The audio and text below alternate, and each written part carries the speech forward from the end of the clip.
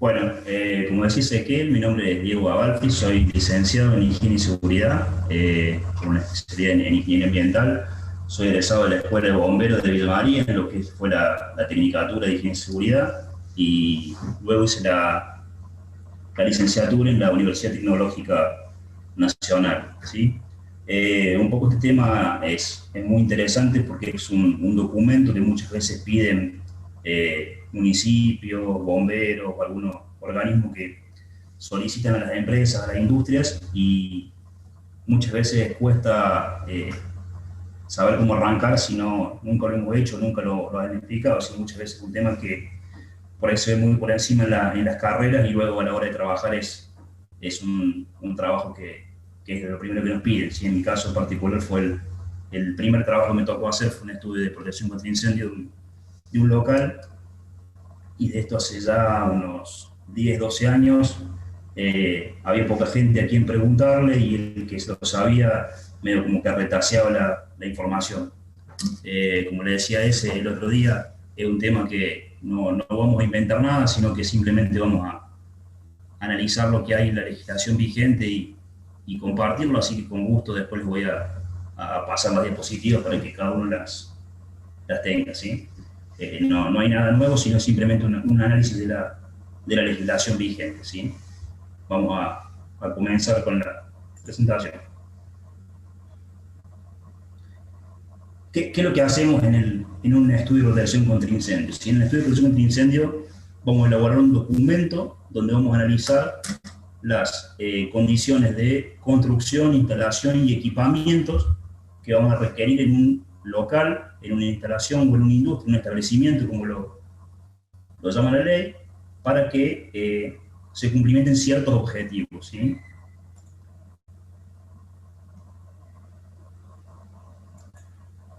¿Cuáles son los objetivos que nos fija la legislación respecto a lo que es la protección contra incendios? ¿Sí?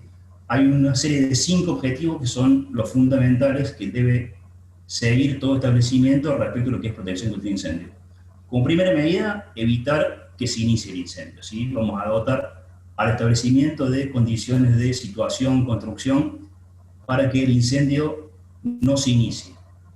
Llegado el caso de que el incendio se inicie, vamos a intentar evitar que el fuego se propague y los gases tóxicos se propaguen, ya sea a otros sectores del establecimiento o a otros locales contiguos al establecimiento, ¿sí? Vamos a intentar garantizar la evacuación de las personas, ¿sí?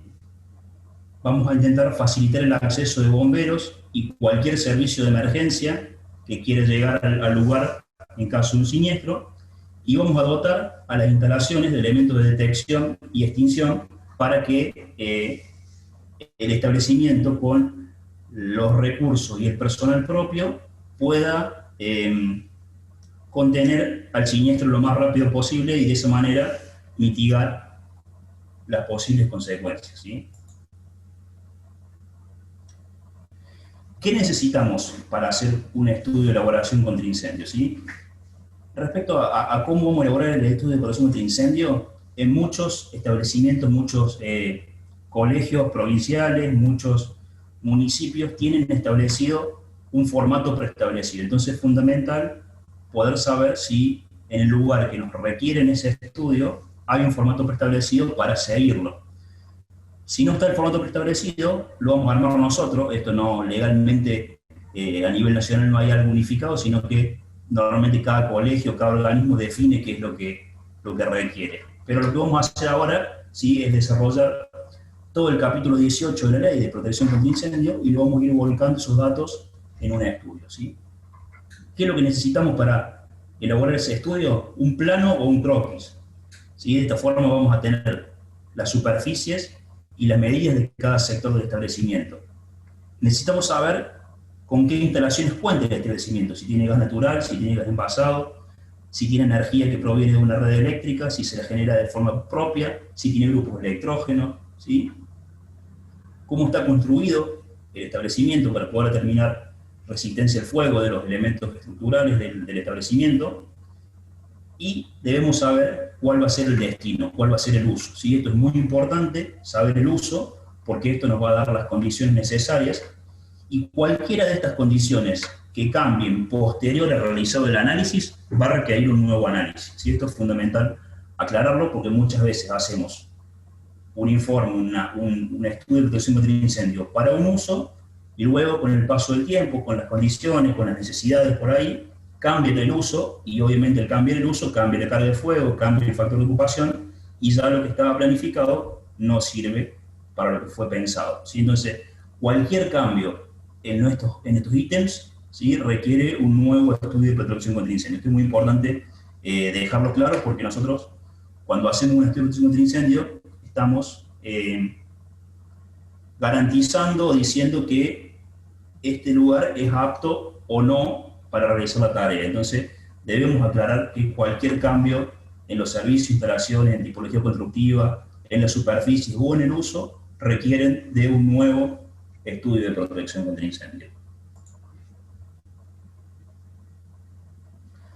Vamos a ver algunas definiciones, ¿sí? Vamos a comenzar con algunas definiciones que son definiciones extraídas de la ley, ¿sí? Pero que debemos tener en cuenta. Por ejemplo, una de las principales es la carga de fuego. ¿Qué es lo que es la carga de fuego? Es el peso de madera por unidad de superficie, ¿sí? Equivalente a la cantidad de materiales que hay en el lugar para desarrollar el incendio. Entonces, en resumen, ¿qué es lo que es esto? Es transformar todos los materiales que hay en el lugar a un equivalente en madera y a eso dividirlo por la superficie. ¿Sí? Vamos a transformar todos los materiales, los plásticos, madera, papel, cartón, todo lo que haya en el lugar, lo vamos a transformar en un equivalente de madera y eso lo vamos a dividir por la superficie. Esa es la definición de carga de fuego.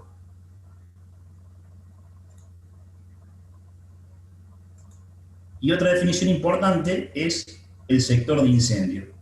¿Qué es lo que es un sector de incendio? El sector de incendio es el local o el conjunto de locales que están delimitados por un muro de una resistencia de fuego acorde al riesgo. ¿Sí? Ahí vamos a ver ahora más adelante cómo se delimita un sector de incendio. ¿Sí?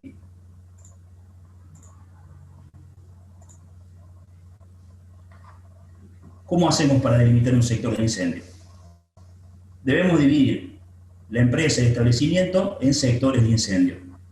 Para hacer esto, vamos a necesitar saber la resistencia al fuego de ese sector de incendio. Y esto vamos a ver ahora que es como un circulito, que vamos y volvemos. ¿Sí?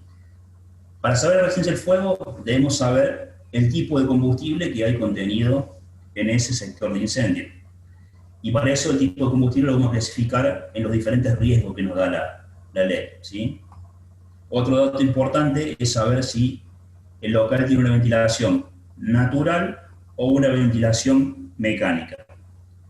Otro dato importante, en la definición que vimos antes, es tener la carga de fuego.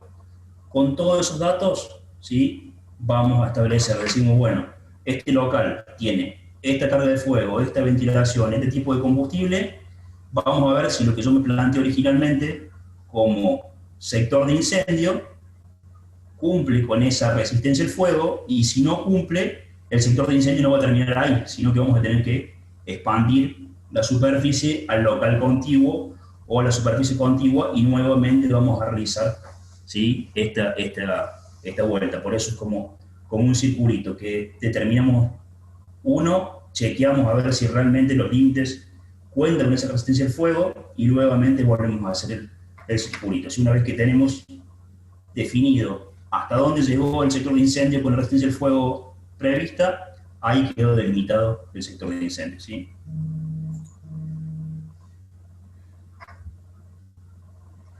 La ley establece 7 tipos de riesgos de los combustibles. ¿Sí? De acuerdo al combustible nos va a establecer 7 tipos de riesgos distintos y en base a eso va a haber riesgos permitidos para una actividad y riesgos no permitidos para alguna actividad. ¿Cuáles son esos 7 riesgos?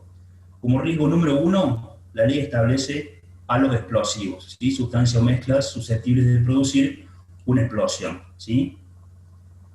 Como riesgo 2, vamos a encontrar lo que son inflamables líquidos de primera y de segunda categoría. ¿Sí? ¿Qué es lo que es un inflamable de primera categoría o un inflamable de segunda categoría? la ley marca el límite, y digo la ley porque después pueden encontrar en algunas otras legislaciones o resoluciones otras nomenclaturas, pero este es el punto de referencia que toma la ley. Si 40 grados centígrados de flashpoint o punto de inflamación momentánea es el límite que marca la ley para decir si un inflamable es de primera categoría o un inflamable de segunda categoría. Lo menciono esto porque por ahí, cuando lean el capítulo, van a ver que muchas veces la ley habla de inflamables de primera o inflamables de segunda. El límite es 40 grados. Por ejemplo, un alcohol, que su punto de inflamación es 13 grados, y su flashpoint es 13 grados, va a ser un inflamable de primera categoría. Y un gasol, que su punto de inflamación es en 60, 68 grados, es un inflamable de segunda categoría, ¿sí? Más o menos para que tengamos una referencia de cuál es uno y cuál es otro. Como riesgo 3, la ley menciona a materiales muy combustibles, son materias que expuestas al aire pueden ser encendidas y una vez que continúan ardiendo, una vez que retiramos la fuente de ignición, ¿sí? Eso la ley lo clasifica como un material muy combustible. Como riesgo 4, materias que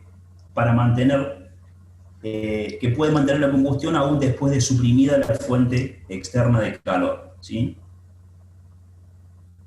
Como riesgo 5, poco combustible, materias que se pueden encender al ser sometidas a altas temperaturas, pero cuya combustión invariablemente cesa al ser apartada la fuente de calor, ¿sí? Como riesgo 6, los materiales incombustibles son las materias que al ser sometidas a calor de llama directa pueden sufrir cambios en su estado físico, pero sin deformación, sin formación de materia combustible alguna, ¿sí? Por ejemplo, el hierro, el plomo, elementos que cambian su forma física, pero que no generan una materia combustible. Y como riesgo 7, los materiales que consideramos refractarios, que al ser sometidos a temperaturas, aún durante periodos muy prolongados, no se alteran ninguna de sus características físicas o químicas, ¿sí? El amianto, el ladrillo, por ejemplo.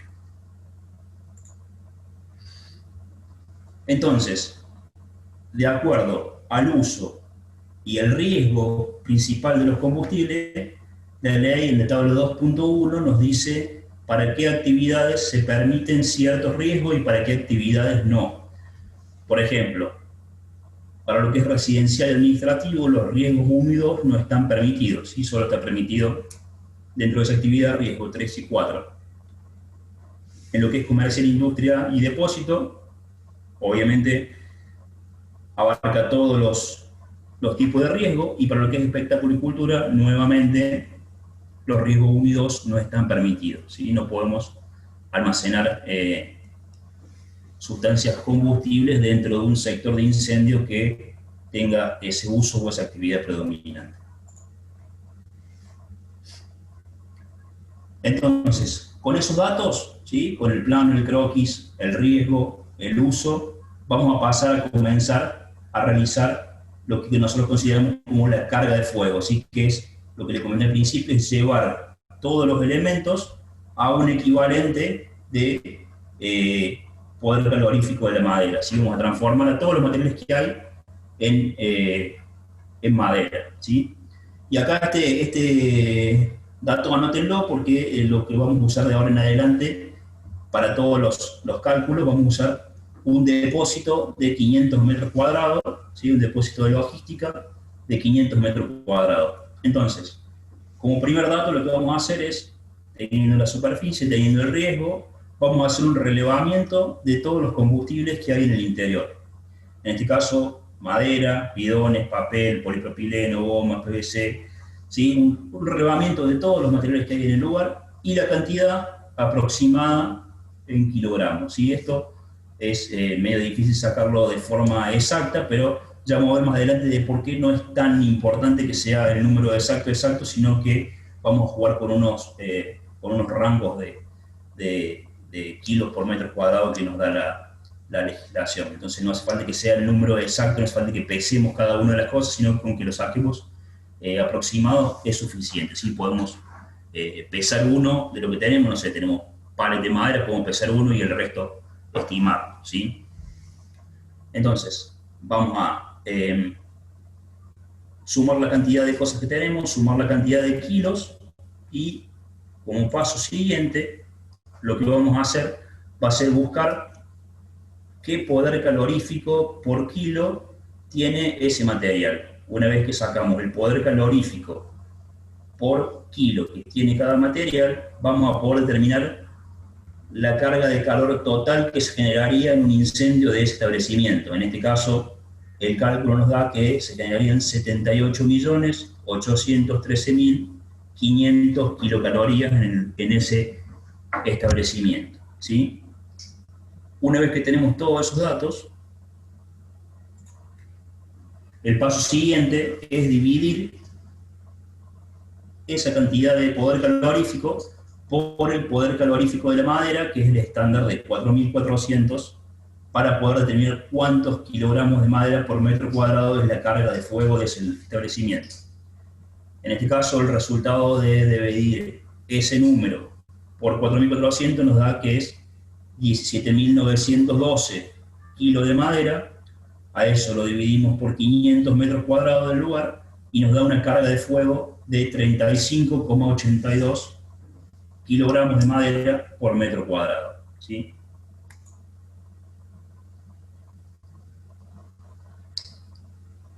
Ahí tenemos la división. Bien, ¿y por qué lo que les decía recién que no es tan importante ser preciso, ser exacto en el número ese de los materiales? Porque fíjense que los rangos de los que nos lleva la ley son el rango 1 hasta 15 kilogramos por metro cuadrado, el rango 2 de 16 a 30 kilogramos por metro cuadrado, el rango 3 de 31 a 60, el rango 4 de 61 a 100, y luego más de 100 kilogramos por metro cuadrado. Entonces, si le erramos en 10, 20, 50 kilos de un material, no va a ser significativo en el cálculo total y vamos a caer dentro de el rango de carga de fuego que nos establece la ley para este caso, ¿sí? Con el riesgo predominante y la carga de fuego, vamos a poder determinar cuál es la necesidad de resistencia al fuego de los elementos estructurales del sector de incendio. Entonces, esto es lo que vamos a hacer para delimitar el sector de incendio. En el caso que vimos recién, era un local con riesgo 4, con una carga de fuego de 35 kilos, nos va a dar un resultado de F60. ¿Qué quiere decir ese F60? Que los muros que delimitan el sector de incendio tienen que resistir un fuego pleno de 60 minutos, ¿sí?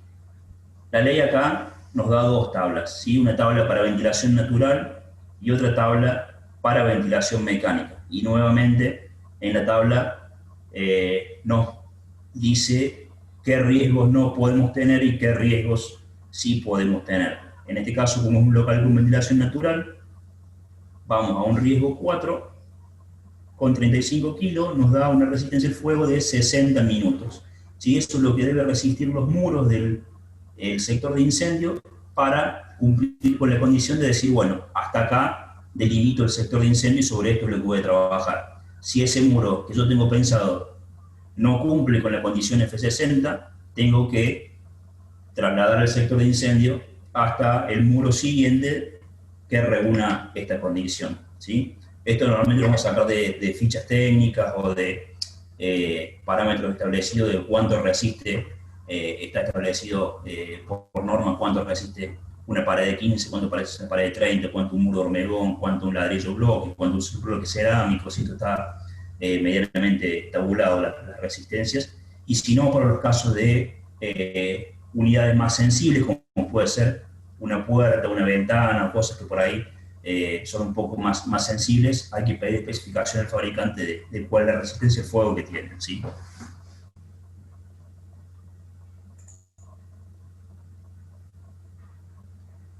Bien, una vez que tenemos la carga de fuego, vamos ahora a tener que decidir qué poder extintor debemos aplicarle a ese sector de incendio para que cumpla con las condiciones establecidas. Y ya sabemos cuánto poder calorífico puede generar ese incendio, cuánto es la carga de fuego por metro cuadrado. Ahora vamos a determinar el poder extintor requerido para poder atacar un principio de incendio en ese establecimiento, ¿sí? Con el valor de carga de fuego, ¿sí? En el caso del depósito de recién, yo solamente hice el cálculo para fuegos clase A, porque solamente había fuegos clase A. Si tuviéramos fuegos clase B, debemos realizar, por un lado, el cálculo de carga de fuego para los fuegos clase B, y por separado, ¿sí? El cálculo para carga de fuego clase B, ¿sí? Porque no son el mismo agente extintor, entonces cada uno debe tener su carga de fuego por separado, ¿sí? Y la ley nos va a dar una tablita por cada uno de los tipos de fuego. Vamos a ver en este caso qué nos dice la ley para fuegos clase A en el local que tenemos recién. Entramos desde 31 kilos a 60 kilos por metro cuadrado para un riesgo 4.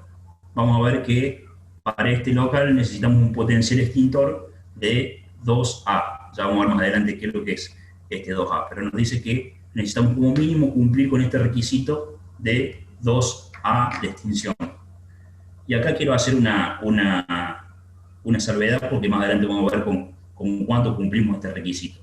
Hay que tener en cuenta que la ley es del año 72 y el decreto del año 79, o sea, pasaron más de 40 años desde que se escribió esto.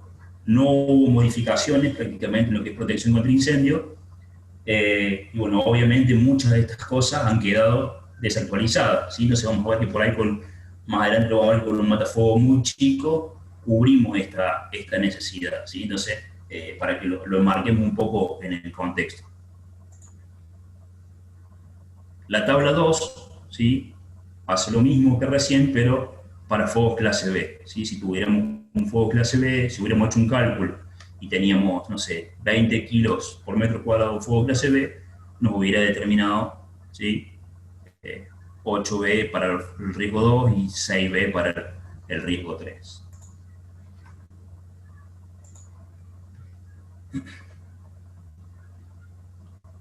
Bueno, ¿cómo sabemos cuál es la capacidad relativa de un extintor? Esto lo vamos a encontrar impreso en el extintor o en la ficha técnica del fabricante del extintor. Normalmente va a estar codificado de la siguiente forma. Vamos a tener un número, una letra, ¿sí? Un número, una letra, y luego la letra C solamente si es apto para fuegos clase C. En este caso, ¿sí? Un matafuego de 2,5 kg de polvo químico seco tiene un potencial extintor de 3A, 20B, y es apto para fuegos clase C, ¿sí? Entonces, estamos hablando de un depósito de 500 metros cuadrados con un matafuego de 2,5 kilos. Estaríamos excedidos, inclusive porque el requerimiento era 2A, ¿sí? Estamos hablando de un depósito de 500 metros cuadrados con un matafuego de 2,5 kg, cubriríamos el riesgo. No es tan proporcional esto, hay otras condiciones a cumplir, pero esto es un poco para que lo encuadremos por ahí en lo que exige la ley y el avance de los potenciales extintores de los matafuegos, ¿sí?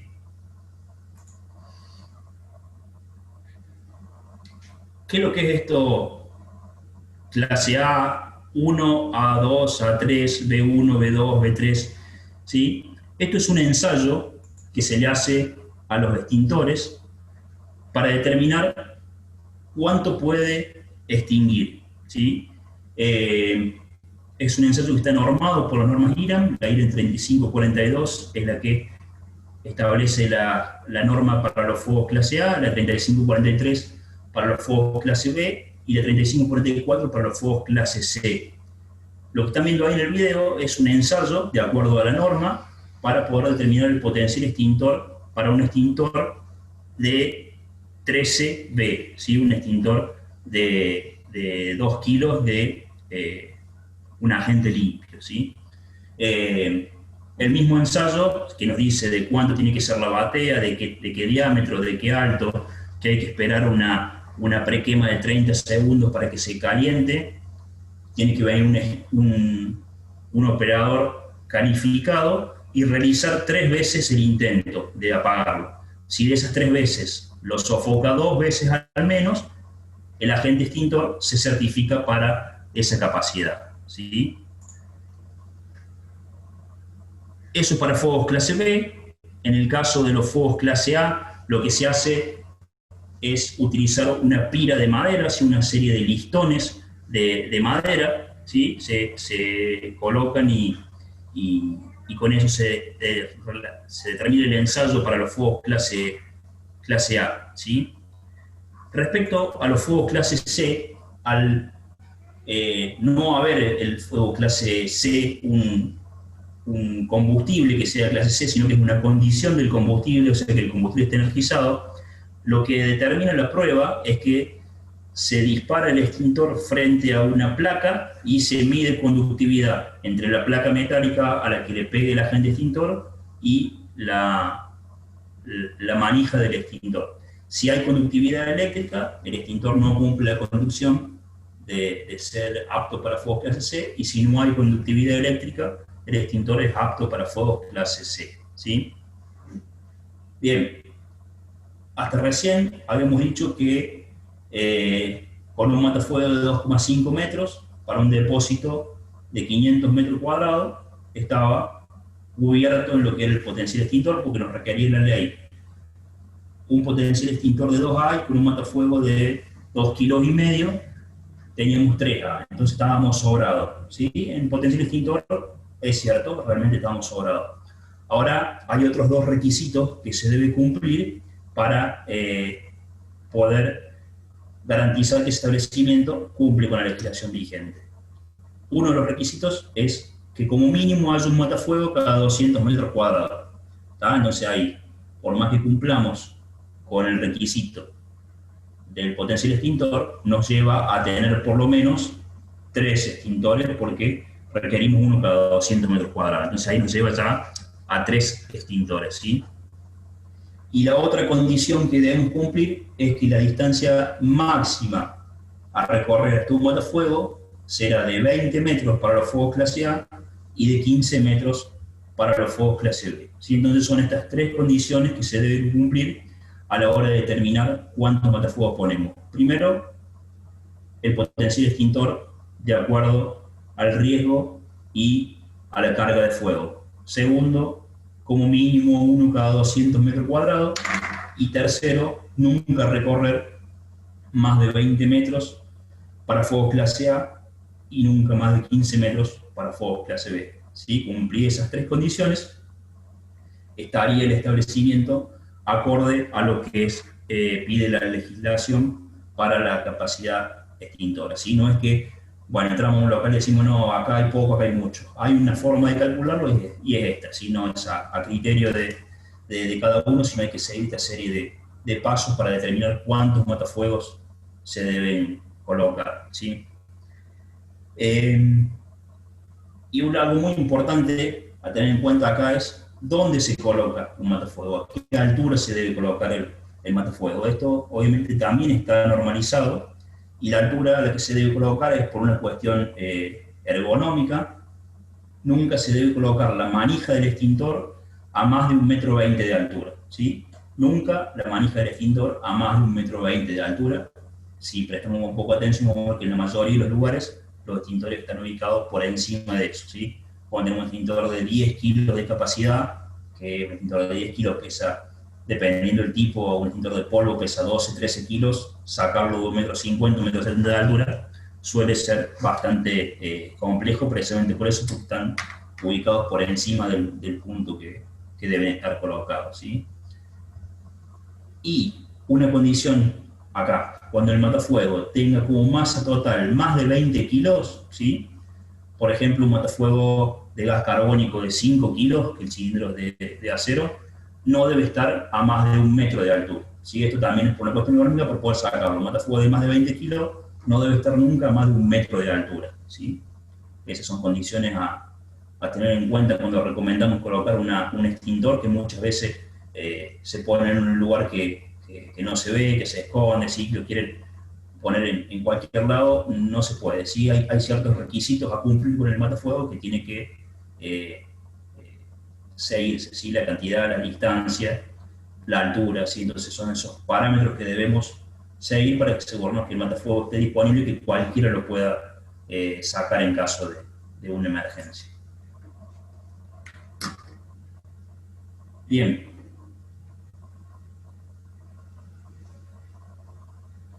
¿Qué debemos hacer a continuación?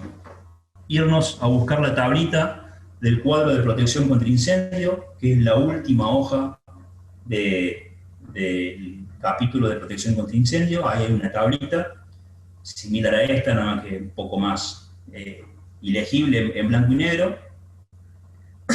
Y ahí vamos a ver, de acuerdo al uso, que es la primera columna que tenemos a la izquierda, de acuerdo al riesgo, que ya lo habíamos determinado, qué condiciones de situación, de construcción y de extinción específicas va a requerir cumplir, ¿sí? Hay ciertas condiciones generales que son de base para todos los establecimientos, como por ejemplo la que hablamos hace un ratito de como mínimo un extintor cada 200 metros cuadrados, es una condición general de extinción que la aplica a todos los locales.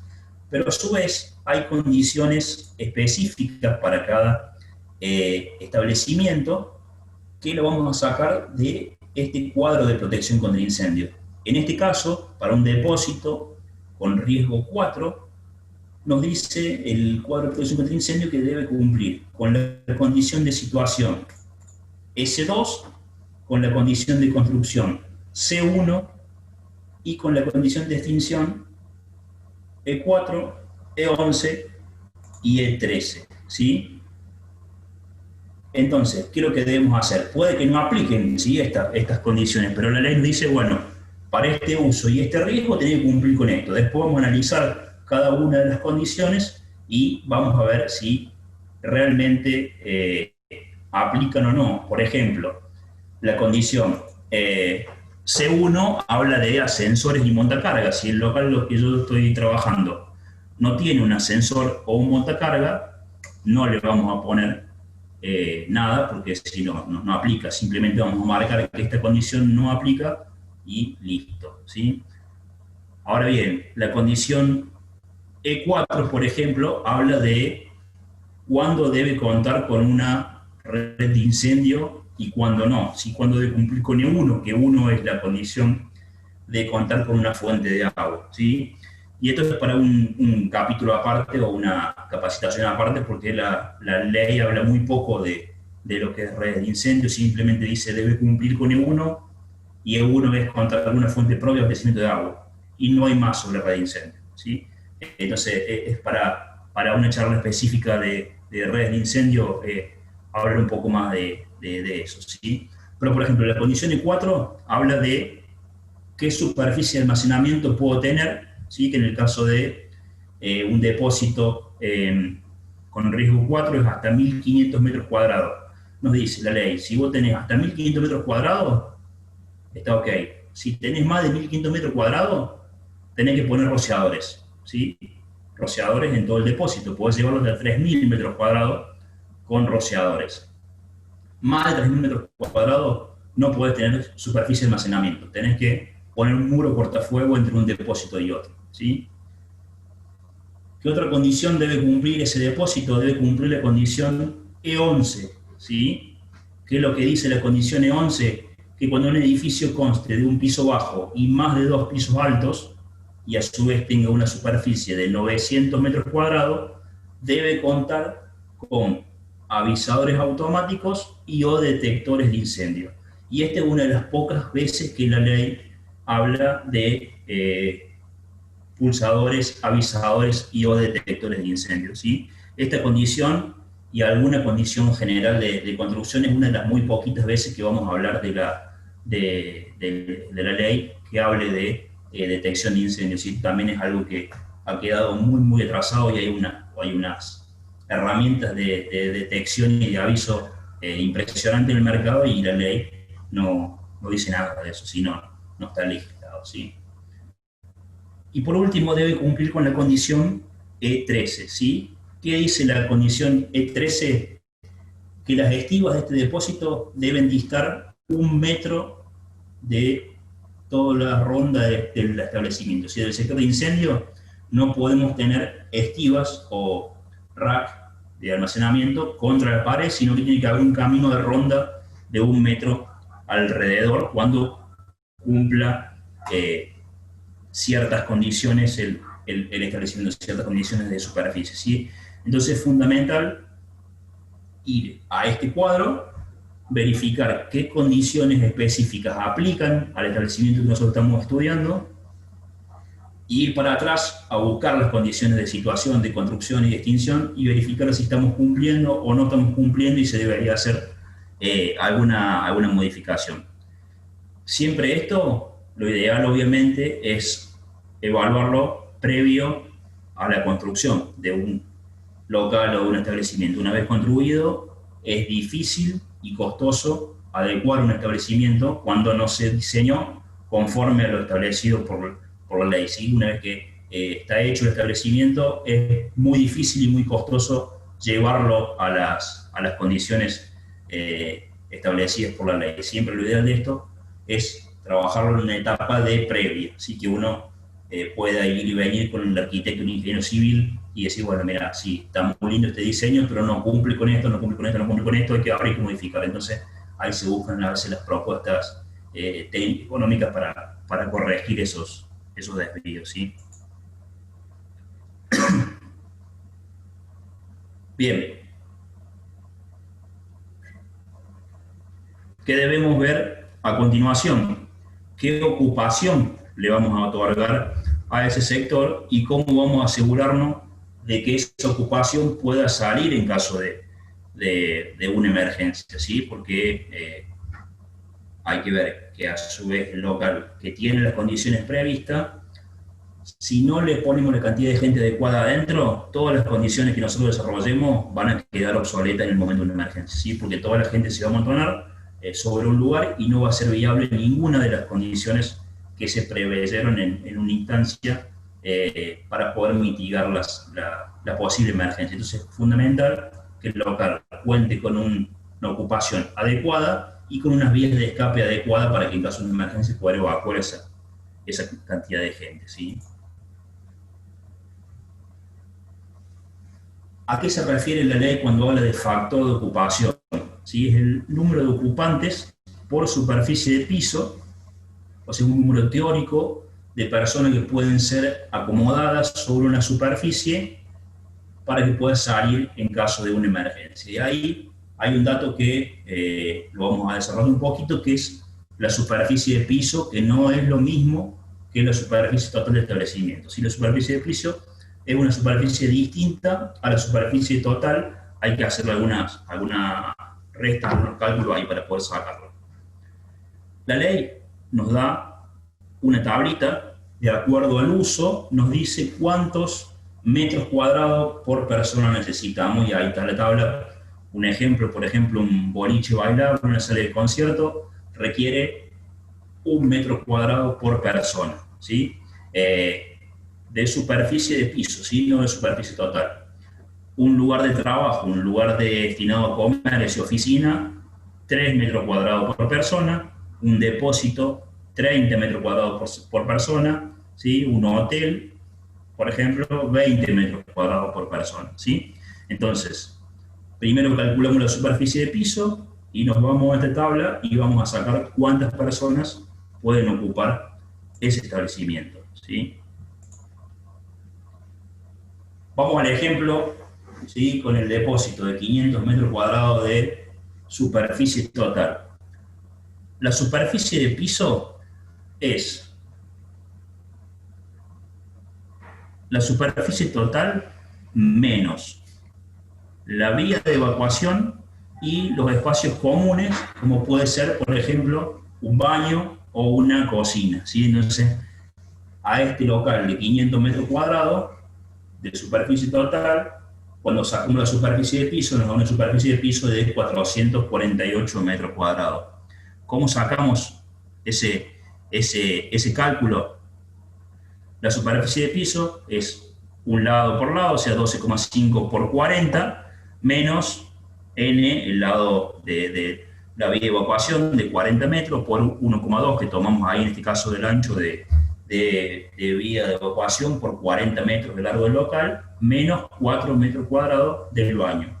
Eso nos da una superficie de piso de 448 metros cuadrados. Entonces vemos ahí que la superficie de piso es casi un 10% menos que la superficie total del establecimiento. Esto es muy importante ahora de sacar el cálculo de factor de ocupación, sobre todo en locales muy ocupados, como puede ser un bar, un lugar de espectáculos públicos, ¿sí? Porque restarle el 10% es un número importante, ¿sí?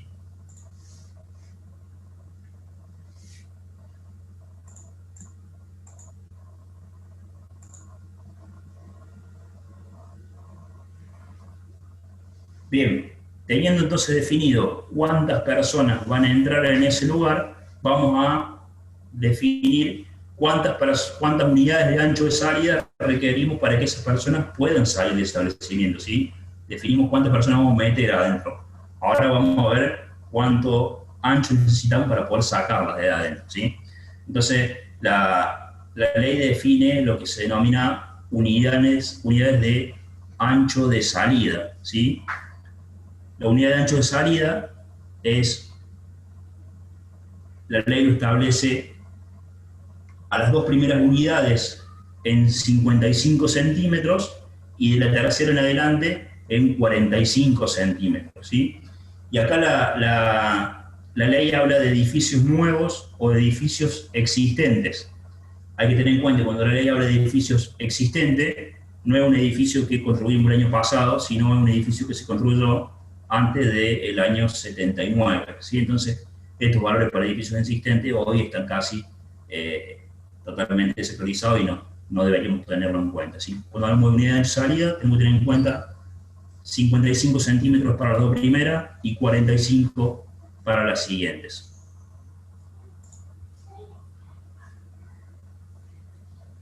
Como mínimo, vamos a requerir 2 unidades de ancho de salida y esto se mide en el ancho entre zócalos, ¿sí? Entonces, como mínimo vamos a tener una salida de un metro 10. Entonces, vamos a hacer un ejemplo con el local que tomamos de referencia, ¿sí? Un local de 500 metros cuadrados de superficie total con 448 metros cuadrados de superficie de piso, ¿sí? Para calcular la, la ocupación de salida, debemos dividir el factor de ocupación, que en este caso, por ser un depósito, era de 30 personas, ¿sí? Eso nos da un factor de ocupación de 15 personas. Debemos dividir ese factor de ocupación, es factor de ocupación dividido 100. En este caso nos da 0,15 unidades de ancho de salida, pero como por ley el mínimo es 2 unidades de ancho de salida, este local va a requerir como mínimo, ¿sí? una salida de 1,10 m de ancho, ¿sí? Vamos a hacer un ejemplo, porque era muy sencillo. ¿Qué pasaría si este mismo establecimiento le cambiamos la superficie? Que es lo que decíamos un poco al principio, que por ahí si cambian las condiciones originales del uso del establecimiento, debemos requerir un nuevo estudio de protección contra incendios porque van a ser totalmente diferentes las condiciones. Si este mismo galpón, que muchas veces pasa, tenemos un galpón de un depósito, una fábrica abandonada, hacia un lugar, lo convertimos en un boliche bailable. Tenemos un salón de 50 por 30, tenemos 1.500 metros cuadrados.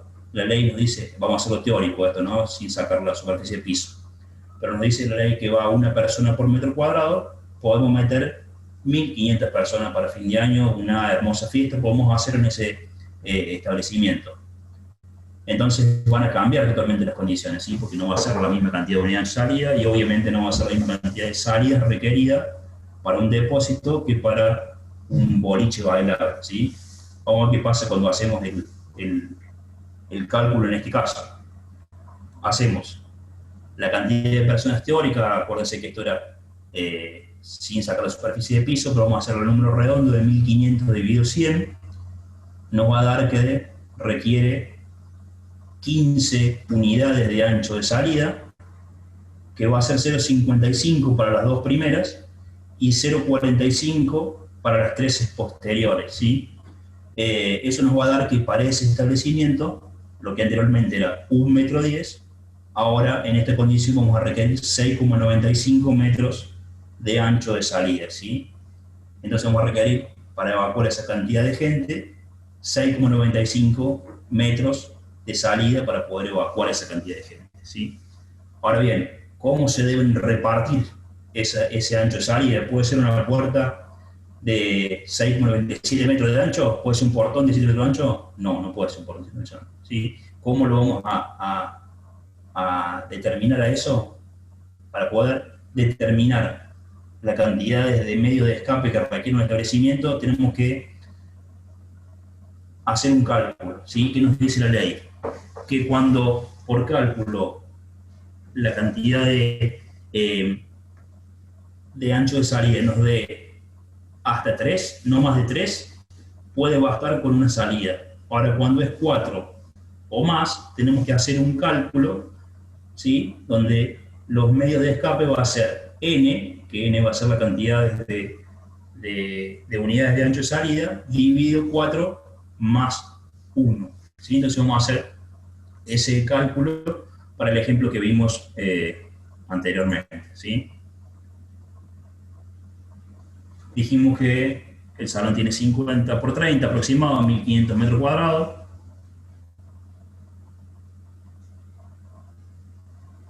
Nos da 1500 personas, ¿sí? 15 unidades de ancho de salida y 6,95 metros como mínimo de ancho, ¿sí? Ahora, cuando vamos a determinar la cantidad de medios de escape, vamos a dividir ese número dividido en 4 y a eso le vamos a sumar 1, ¿sí?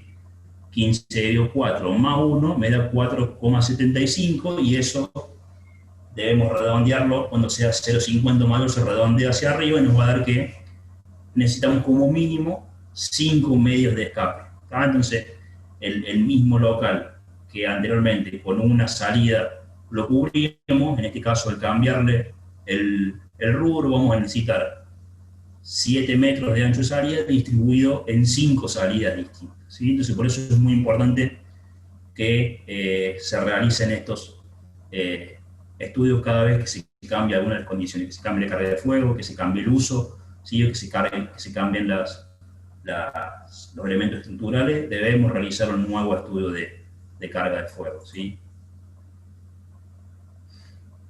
Bien, respecto a las condiciones de iluminación, ¿sí? Es otro de los ítems importantes a evaluar en los establecimientos, ¿sí?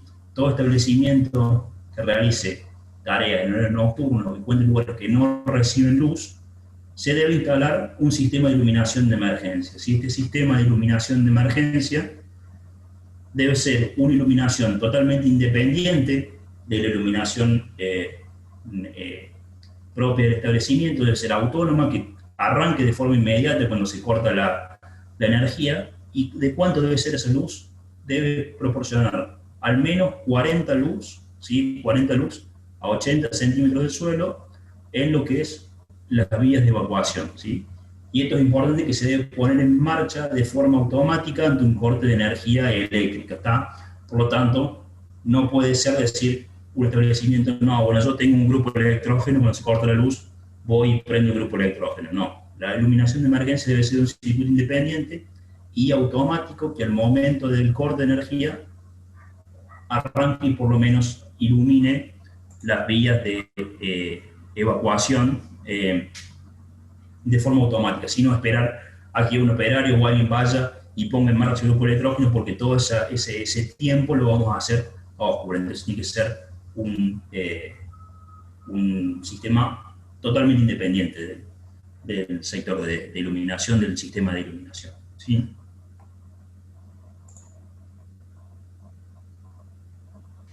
Bueno, ahí estamos más o menos con el tiempo establecido. Vamos a dar un espacio a las preguntas. Natalia, ahí no sé si querés, tiene algunas preguntas para ir haciéndome algunas dudas, y mientras tanto a ellos les voy a dejar una encuesta para que quieren hacerme. Hay 3 formas de ingresar: si quieren escanear ese código QR para poder ir a la encuesta, o pueden ingresar a la página inventi.com con el código, y si no, yo ahora les voy a compartir el link de acceso para que mientras hacemos las preguntas podamos tener un feedback del curso, y yo después se los comparto. Ok, Diego, gracias. Bueno, muy buenas tardes a todos, bienvenidos nuevamente. Juan Dalvelo nos hizo una consulta de uno de los ejemplos y dice que en el caso del ejemplo necesitaba un extintor de 2,5 kilos y estaba sobrado de acuerdo a lo que planteaste. Bueno, Sí. la consulta es, si hay que poner un extintor cada 20 metros cuadrados, ¿de qué capacidad deberían ser el resto de los extintores? Bien, la cantidad de extintores no es cada 20 metros cuadrados, sino uno cada 200 metros cuadrados. ¿Sí? Son Ah, ahí va. los 3 requisitos que hay que cumplir. Cumplir con el potencial extintor, ¿sí? Por segundo, uno cada 200 metros cuadrados, y no recorrer más de 20 metros en el caso de los fuegos clase A, y no más de 15 metros en los fuegos clase B. ¿Sí? ¿De qué capacidad va a ser el extintor? Eso hay que adecuarlo normalmente al uso del establecimiento. A ver, no sé, por ejemplo, en el caso de un geriátrico, un jardín de infantes, una guardería, por ahí que son, no sé, el usuario puede tener mayor dificultad de motricidad, o puede costar más levantar matafuegos de peso. Es preferible utilizar matafuegos de menor capacidad. Hay que tener en cuenta que, por esto que dije al principio, que la ley la vamos a cumplir porque el potencial extintor va a estar totalmente sobrado, ¿sí? Entonces podemos poner muchos extintores de 2,5 kilos, siempre y cuando cumplamos el requisito de 1 cada 200 y no recorrer más de 20 metros para fuegos clase A y 15 para fuegos clase B. Perfecto, está clarísimo. ¿Ese? Bueno, Diego, antes que nada, muchísimas gracias por la capacitación, muy interesante. Yo creo que ha dado lugar a mucha interacción. Hemos visto en el chat, hay mucha gente que estaba haciendo consultas y otra gente que también, idónea del tema, ha ido contestando. Se ha hecho una interacción. Tengo una pregunta de Mario Cotela. Pregunta si es legal aplicar otros métodos internacionales para la determinación de las condiciones de protección, situación, extinción y condición. A ver, en esto, como en muchos de los aspectos de la legislación, podemos aplicar otros métodos siempre y cuando sean de mayor cobertura que lo que exige la ley. ¿Sí? Podemos aplicar, no sé, otro método siempre y cuando cumpla como mínimo con lo que exige la legislación vigente. Hay que tener en cuenta que siempre el organismo de control nos va a controlar con la legislación vigente. Obviamente, si decimos, bueno, la red de incendio yo la quiero certificar en FPA, ¿sí? Bueno, mi red de incendio quiero que cumpla con el FPA, está perfecto. Ahora, lo legal es lo que dice la ley, ¿sí? Si podemos hacer algo superador, bienvenido sea, ¿sí? Pero sí o sí debe cumplir con lo que pide la legislación vigente. Perfecto, gracias Diego. Entonces, Nati. Bueno, vamos con una consulta de Ezequiel. Dice, ¿cómo se calculan las vías de escape si el establecimiento no es rectangular o si hay paredes divisorias en el medio de las vías? Bien, la vía de escape la vamos a tomar en cuenta del ancho de salida y vamos a recorrer hasta el punto más distante del establecimiento, ¿sí? Siempre vamos a tomar el 1,10 m o 1,20 m del ancho de salida, y eso lo vamos a prolongar siguiendo la trayectoria del recorrido. ¿Sí? Muchas veces es una situación ideal la del rectángulo. Muchas veces vamos a tener que hacer en el AutoCAD o en el plano, ir moviéndonos dentro del establecimiento con el ancho de vía de evacuación. Es simplemente para que tengamos una idea de que nos resta y mucho, ¿sí? Hay que prolongar 1,20 m por todo el recorrido que nos o nuestro establecimiento. Perfecto. Bueno, Diego. Guillermo pregunta, ¿dónde está contemplado que hay que dividir los metros que dan las unidades de ancho de salida por la cantidad de vías de escape? ¿Cómo? Repetime la pregunta. Dice, ¿dónde está contemplado que hay que dividir los metros que dan las unidades de ancho de salida por la cantidad de vías de escape? Es un artículo del capítulo 18, ahí lo buscamos, ¿sí? El número, te lo leo textualmente, el número n de unidades de ancho de salida requeridas se calcula de la siguiente fórmula, n sobre 100, ¿sí?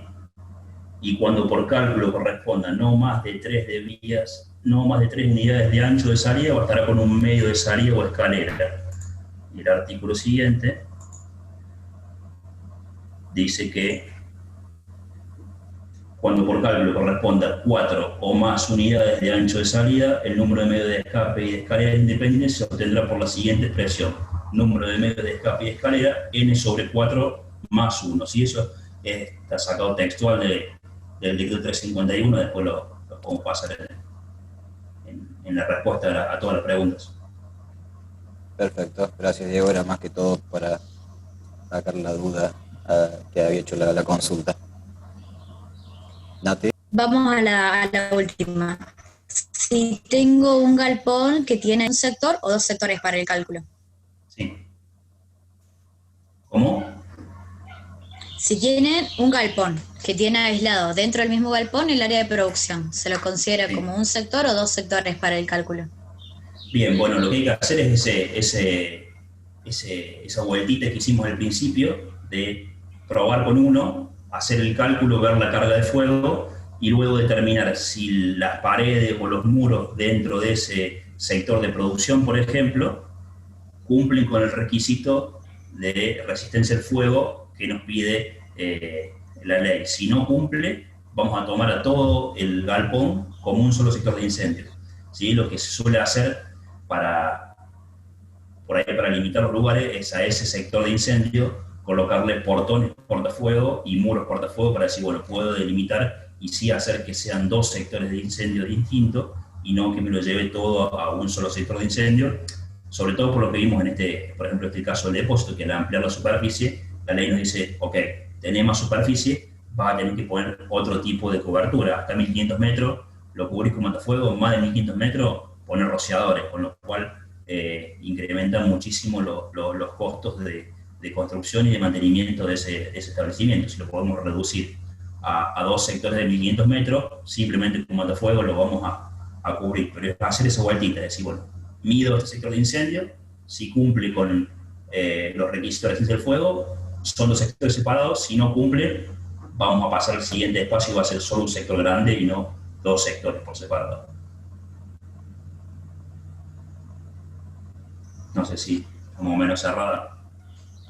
Está clarísimo. Diego, agradecerte por brindarnos la capacitación, por acompañarnos, agradecer al COPISEG, a la comisión organizadora de permitirnos el espacio y de formar parte, agradecerles a todos los que pudieron participar, a aquellos que se quedaron,